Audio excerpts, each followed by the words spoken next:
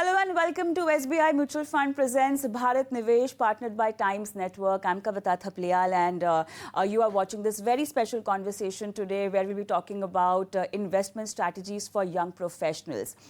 सुनने में बहुत आम लग रहा होगा और शायद करने में भी बहुत आसान हो, लेकिन अगर आप ऐसे कोई शख्स हैं who've just stepped into the workforce, you've got your first paycheck, या someone जो कि अभी just college pass out हैं और सोच रहे हैं कि अब नौकरी करनी है, उससे पहले कुछ कमाई के बारे में सोच लिया जाए. So this show is for you.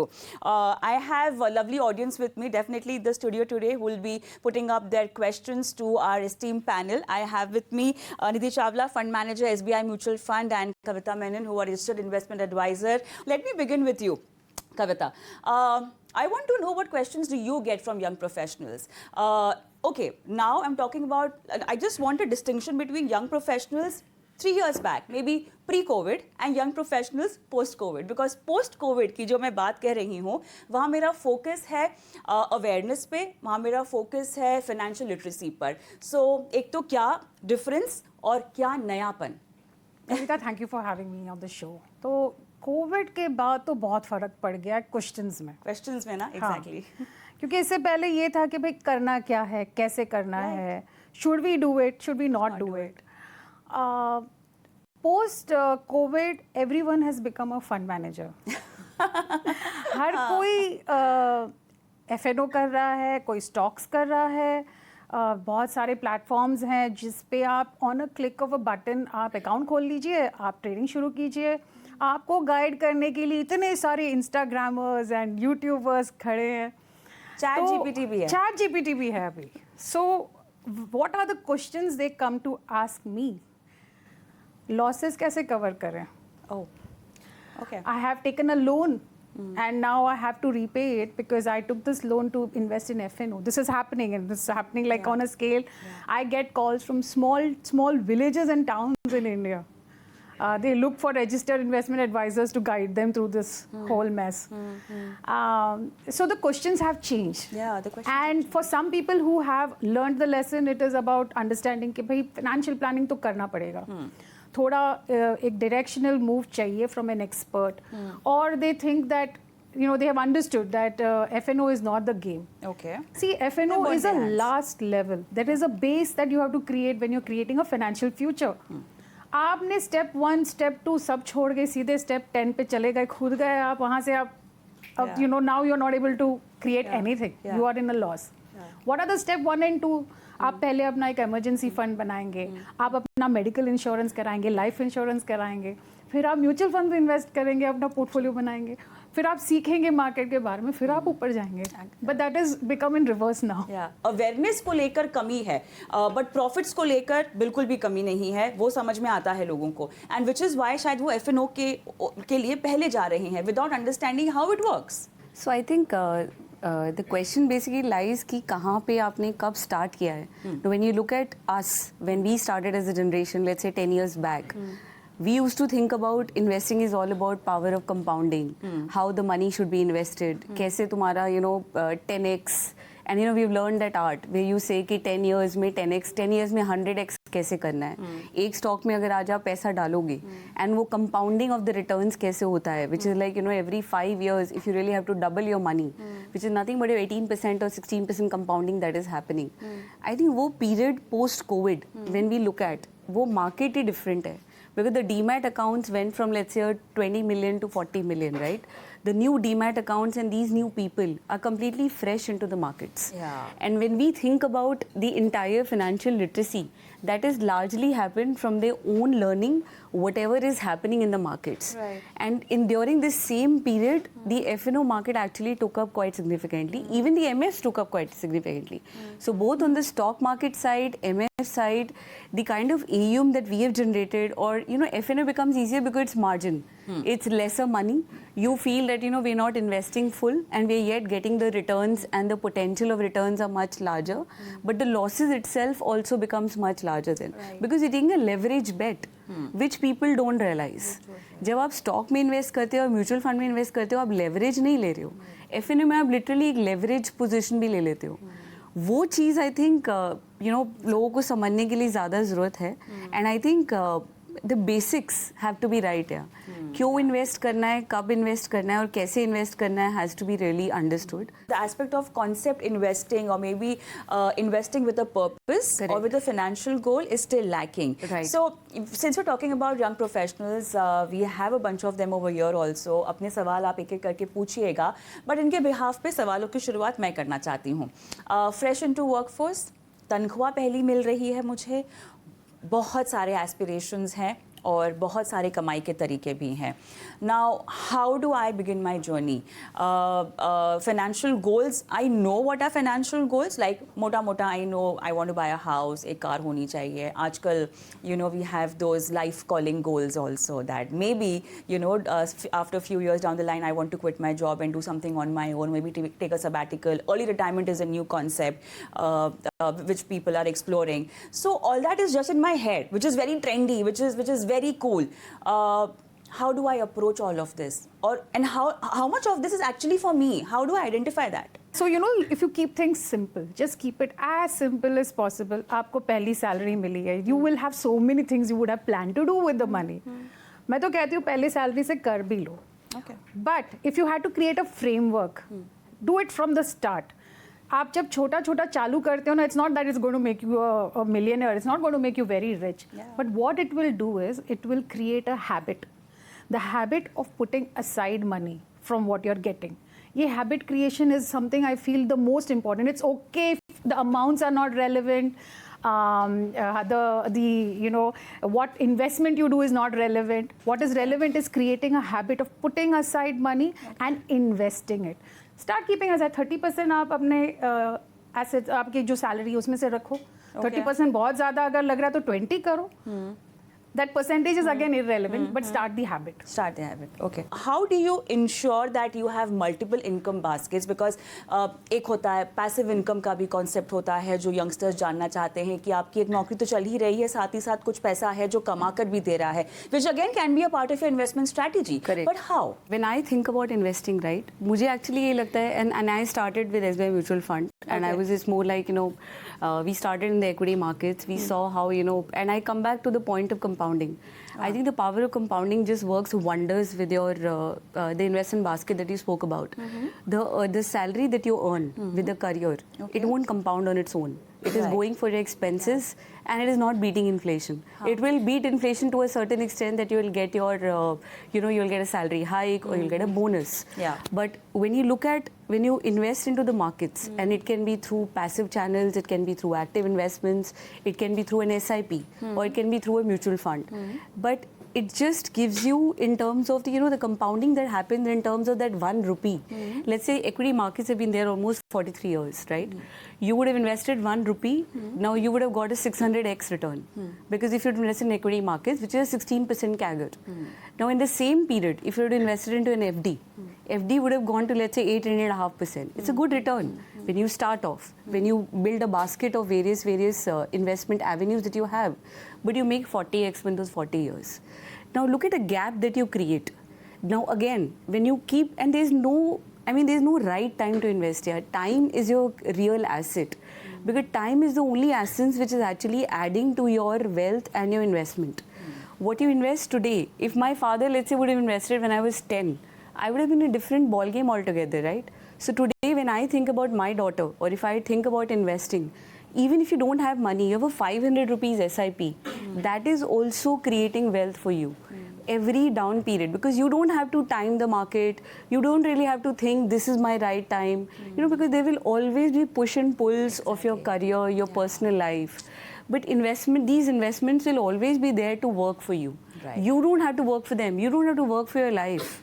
You have to work towards your retirement. You will have to work towards your own life goals. And nothing will stop. Work has to continue, your life will continue, your life changes will continue over aging, but this portfolio will have to keep working for you.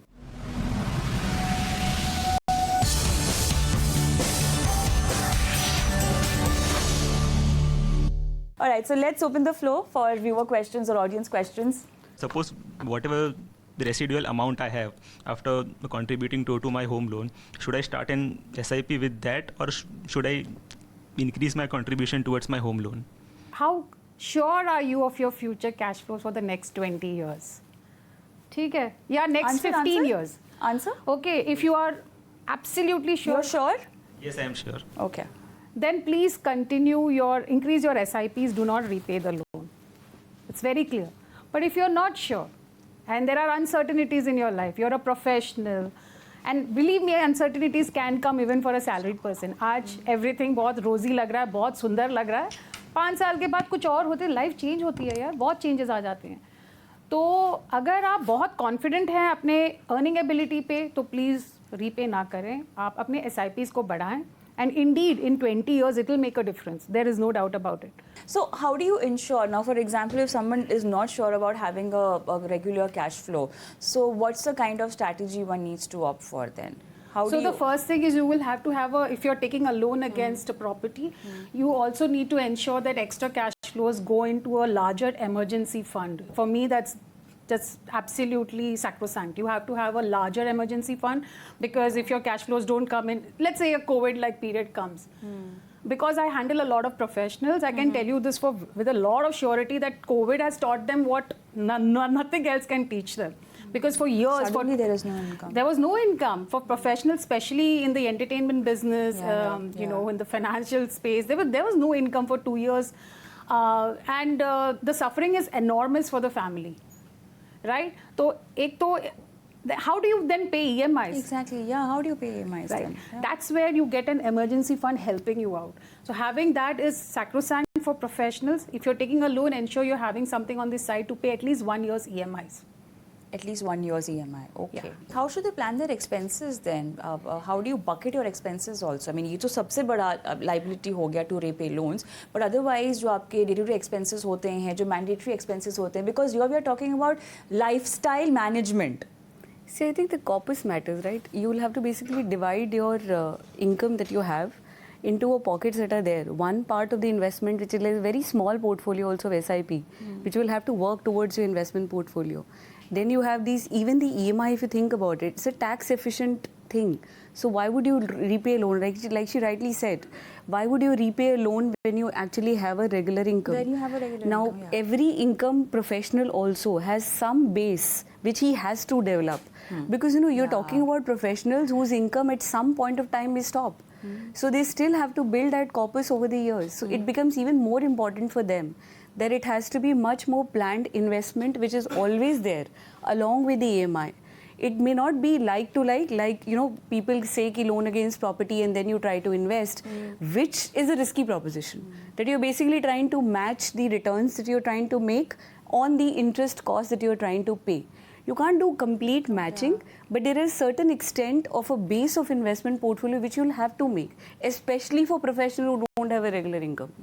Because you know, your money is your money. If you're basically saying that it can stop anytime, or you're saying that, you know, it may not continue forever. Right. Like same thing as for a salaried professional, which is where you have to plan for this retirement, which is where you're trying to plan for that corpus, and that corpus has to start working for you from day one. You can't keep, and you know, you can't buy a house. It's like, you know, chaddar jitni hai utna hi tum ghar utna hi tum loge na. Right. So which is similar to this. I still strongly believe investing cannot go out of your purview. Even if you have 500, you have 100, that small amount will make huge wonders during your entire life. Because, you know, people really underestimate how the money compounds and how actually markets helps in terms of debt, equity, whatever hybrid portfolios or the arbitrage portfolios. You have portfolio solutions for every investor. It just you have to understand those products better, and you actually go through those investing journey for every professional separately. Which is where the planners come, which is where, you know, the mutual fund advisors come, where they try to actually help you in terms of planning your finances.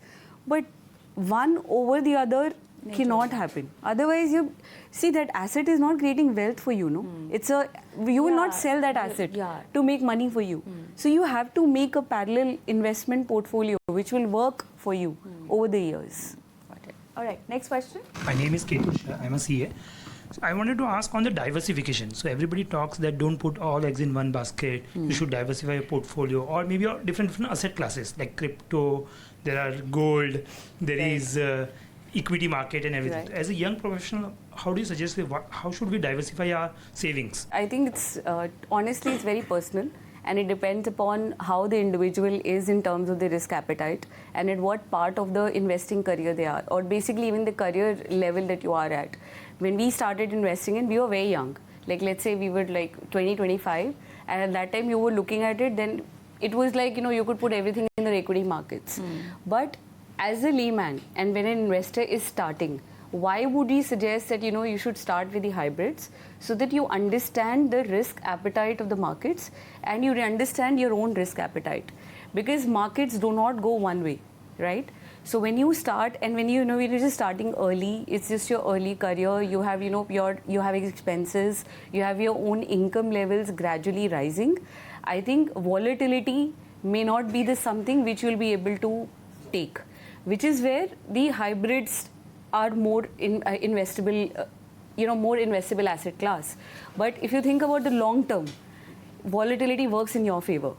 So for a long-term investor, we would always say, depending upon your time horizon, you should keep topping up your SIPs. You should keep increasing your investments into the markets, or even either for that matter for debt or equity.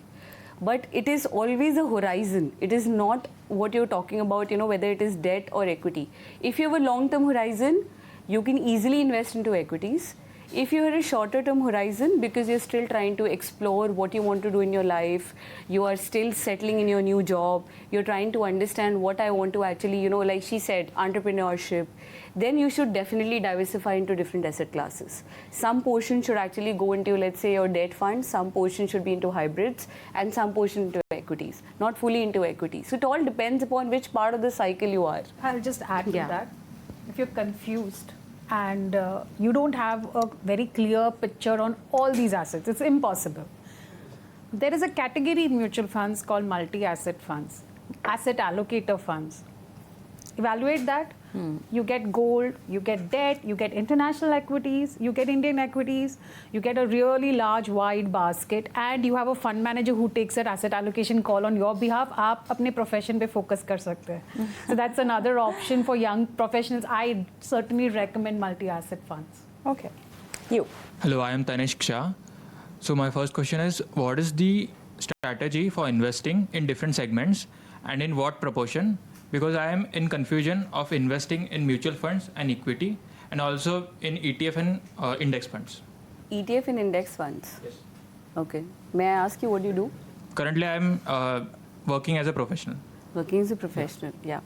So, on the various categories, if you look at it, right, even for, let's say, an equity mutual fund or ETFs or passives, like, I would personally say start with mutual funds, or start with, if you don't want to, if you actually are looking for a lower fees, you can actually look at, let's say, a passive ETFs and all.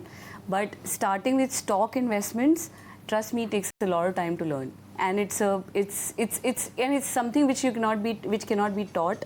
It is actually learned through the investment journey. Like when we actually start investing and we actually start becoming an analyst, I became an analyst, let's say in 2008, 2009. We were told if you've not seen 2 cycles, you don't know what happened in a sector. So, you know, I'm still learning. Every day is new for me. Every day something happens. And, you know, every day some other new development happens. So for you to start investing journey with stocks, I mean, I would personally recommend that, you know, you go with a well-established mutual fund investments, because, you know, you will have to, then that will be a learning process for you. You will understand how the markets work, how the market cycles works. There are different product categories within that which you can actually select. And so you don't have to get through that confusion. What do you want to buy? So passive investing or active investing then? Kavita?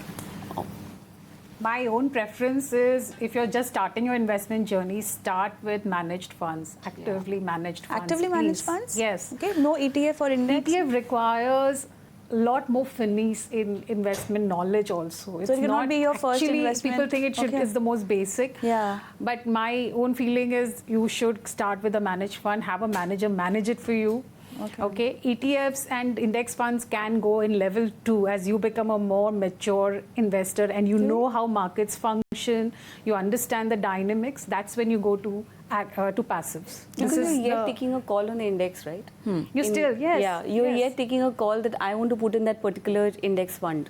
I want to put in, let's say, in Yeah, Nifty. you are taking You're a taking call, a yeah. call, let's say, in a sector index fund or an ETF. There also you're taking a call on a sector. Let's say for him, if he starts into a diversified equity fund today, or there he's not taking a call. The fund manager is taking a call on those sectors which are expected to work over the next 5 years. Right. So your first level of diversification is already done. Because I am actually looking at different sectors. Let's say he's not comfortable with 100% equity. So you go to next level where you have hybrids. So I'm not fully invested into equities. You have 50% equity categories, you have 25%, you have 35% multi-asset where it comes, then you have 75%, then you have 100%. So you have different asset classes there. If you want to further diversify, again, gold and others, then there are multi-asset. So, diversification can happen through the managed funds. Right. But ETFs, and again, like I think she rightly said, that, you're still taking a call on a particular sector. I want to I add think one will more make thing. time. There is always this love for buying direct stocks. Yeah. Somehow, I've seen this across the generation. You have fund managers who have, who are the brightest minds in the country. IIM, IIT, Aap Jo Bolo, and these guys have teams, 15, 20 analysts, feeding them with data, with information. Can you as an individual who's also having a full-time career really beat these guys? I mean, this is it's a game of probabilities, and people think I might just hit the jackpot. Yeah. But the probabilities are so skewed against them. Yeah. If you looked at their own portfolio IRRs, it's nowhere close to what a mutual fund would have offered them. So my only request to youngsters is, please learn this lesson as quickly as possible, that you have institutions who are handling your money with far bigger resources than you would ever have. So just give it to them and do well in your careers instead. To sum up this particular session, one question both of you need to answer. If a young professional has just 5,000 rupees to invest or to begin with, what will be your recommendation? Kavita, how long does he have? Does he need the money in the next 3 years, 5 years, 10 years? Okay. That will determine where he invests. If he says 3 years, I'll say go for an equity savings fund. Okay. If he says 5 years, I'll say go for a multi-asset or a hybrid fund. If he says 10 years, I'll invest 100% into equity if he's game for that. Okay, got it. Yeah, I think I would generally say that when you're starting and when you're a young career aspirant, you'll have to think about a 10-year horizon. You cannot think of an investment lesser than 5 years at all, because your money will not start working so fast. Any investment, and we keep harping this thing that, any investment horizon for a personal investment, forget about even in mutual fund, when I invest into my portfolio, we do not look into stocks where we cannot justify 3 to 5 year horizon. Okay. Because market cycles don't work so fast. So when you really want to play those cycles, and I gave you an example of long-term equity returns, long-term FD returns. If you really want to benefit from those long-term cycles, I would sincerely suggest to invest with a horizon of minimum 5 to 10 years. Okay. And when you're actually looking at a journey of 5 to 10 years, depending upon what age you're starting, I think you can invest into equities very safely. And India is a market, I don't think so it's going anywhere in terms of, next 10 to 15 years. Sure. So I think you'll be safe. I can safely say that, you can start your journey with mutual funds, depending upon your risk appetite, whatever you want to invest into. Right. But I think you should start your journey early. Exactly. I mean, as early as possible. As early as All right. possible. So on that note, it's sign off. Thank you so much for being on the show, and thank you so much, audience, also. And for our viewers, you can keep watching our space for more investment strategy and advice for your financial portfolio and financial planning. Thank you so much for watching. Goodbye.